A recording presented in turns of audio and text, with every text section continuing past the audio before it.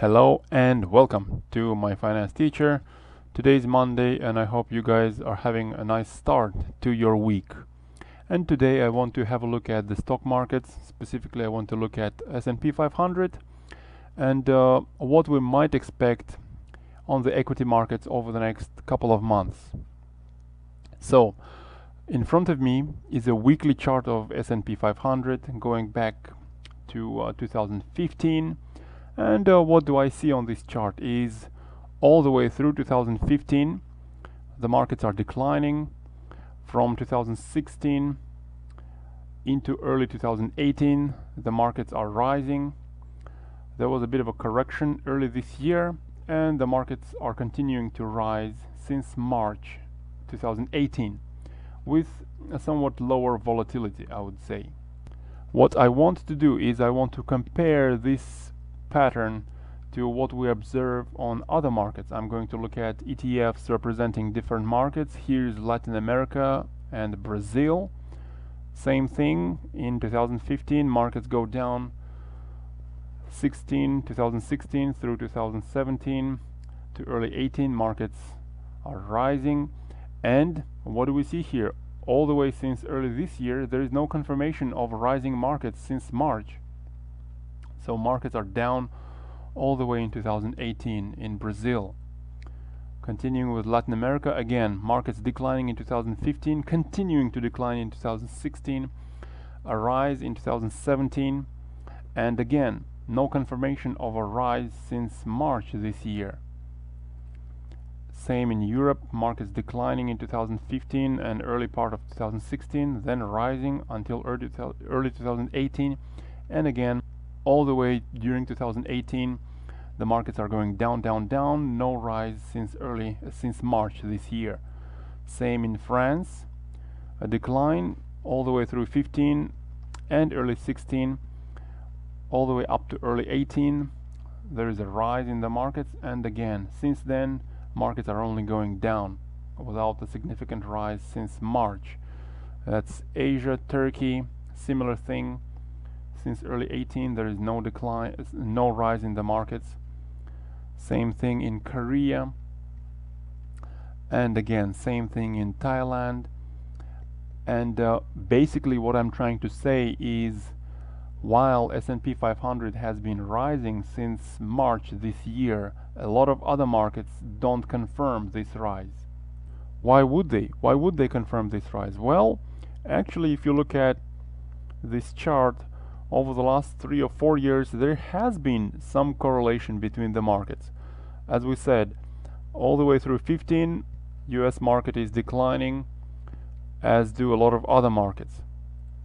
All the way through 16 and 18 US markets are rising, as do most of other markets, with some exceptions. Some markets are only rising in 2017. Nevertheless, in 2015, 2016, 2017, there seems to be relatively good correlation between the markets on the weekly chart, which does not continue into 2018. This rise since early March is not confirmed in a lot of other markets. And to that, I'm sure you would say, well, these are ETFs denominated in US dollars, and US dollar has been rising recently. And of course, those markets, look at lira dropping a lot. Those markets are going to drop as well. But a counter argument to that is that would still not break the logic for some sort of correlation, because if the dollar is a little too strong for foreign buyers, then US exporters are going to be hurt by the strong dollar, and that might bring US markets down again, bringing us back into that correlation between different markets.